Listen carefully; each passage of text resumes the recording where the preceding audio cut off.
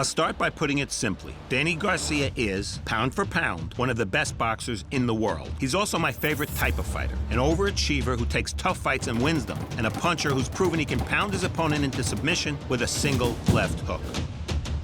Very few active fighters have faced the consistently tough opposition that Garcia has welcomed. Each time Garcia has gone to the gate, he's left the ring with his hand raised, and after unifying belts in the 140-pound division, Garcia arrived at Showtime.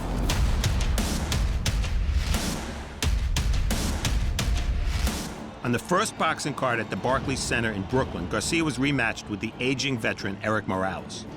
Garcia did what a young fighter is supposed to do to an old fighter. He pounded the future Hall of Famer in the opening rounds, and when they both launched left hooks in round 4, Garcia was first to the trigger, and that was that. Oh my, just a brilliant shot. Knocks Morales through the ropes. That's it, just like that. Danny Garcia, tremendous possibilities in a 140-pound division that he may have in his future. And this is a case of the king is dead, long live the king. Morales had been a great champion. He never fought again.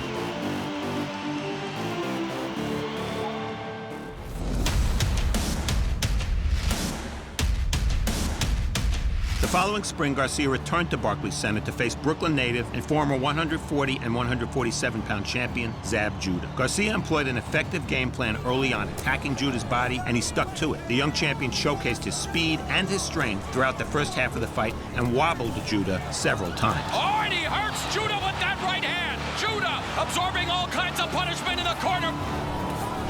And he rocks him with that right, and he's still on his feet. Then in the 8th round, Garcia countered Judah and sent the veteran to the canvas with a right hand. A great exchange, and down goes Judah. Straight right hand through the guard. Judah showed his resilience by coming back strong after the knockdown and outfought Garcia toward the end of the fight. Blood now trickling down from the hairline of the champion.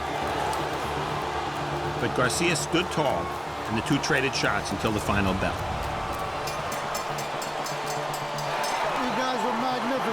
Fucking magnificent.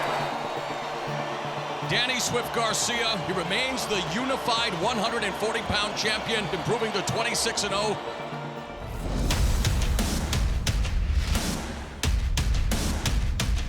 This fight is a fight boxing fans have salivated over. In his next fight, Garcia was matched with one of the biggest hitters in the game, Argentina's feared Lucas the Machine Matisse. I was no different than almost everybody else. I thought Matisse would win by knockout. Matisse started strongly and dominated the first half of the fight. And Matisse going on the attack.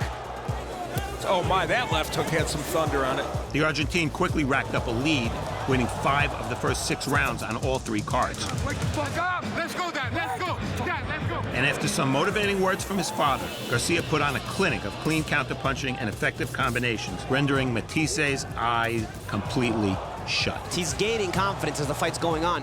Oh, what a 4-punch combination! Heading into the championship rounds, the fight was still up for grabs. Early in the 11th, Matisse rocked Garcia with a right hand that sent his mouthpiece flying. Garcia rallied, however, and sent Matisse to the canvas for the first time in his career. Right hand to the body, 3-punch combination. Garcia has Matisse down! An action-packed 12th round closed out an action-packed fight. And a dynamite close to this championship bout! We were headed to the scorecards. And still. Garcia won by close but unanimous decision, and with this victory established himself as the man to beat in the 140-pound division.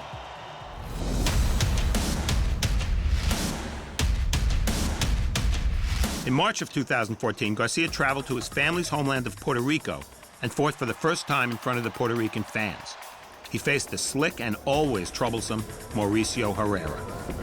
Oh, and there was a stiff right hand from Herrera.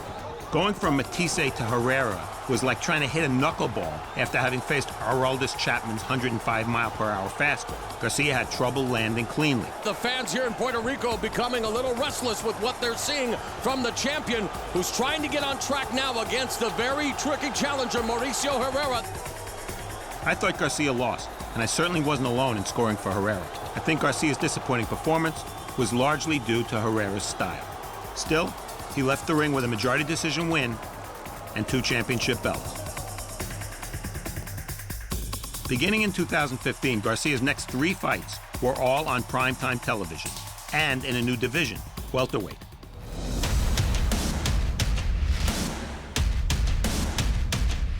Garcia's much-anticipated showdown with the battle-tested Lamont Peterson was really 2 fights. Garcia started out strong and built an early lead. Then in the later rounds, it was Peterson who applied suffocating pressure and narrowed the distance. Garcia got the close decision, and this time I agree.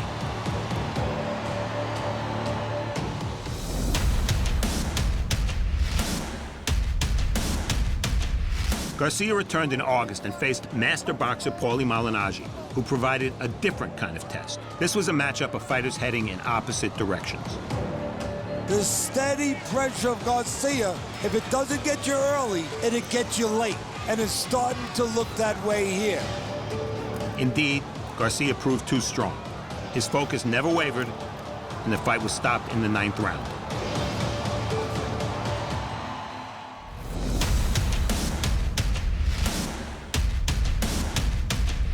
In his most recent major fight, Garcia went toe-to-toe with former 2-division titleist Robert the Ghost Guerrero. If Garcia needed to assume the role of aggressor versus Malignaggi, he was wise to play boxer versus Guerrero, who's among the most physical welterweights in the world. Garcia showed maturity, dimension, and creativity in coming on strongly in the second half to close out the fight.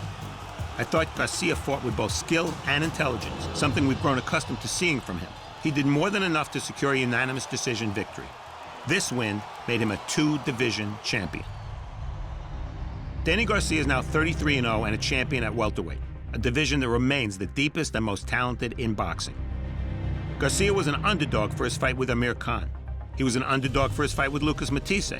And on March 4th, he'll be an underdog for the biggest fight of his career, a welterweight unification showdown with fellow unbeaten world champion Keith Thurman that will air in prime time on CBS. Once more, Garcia's mission is to make a mockery of the odds.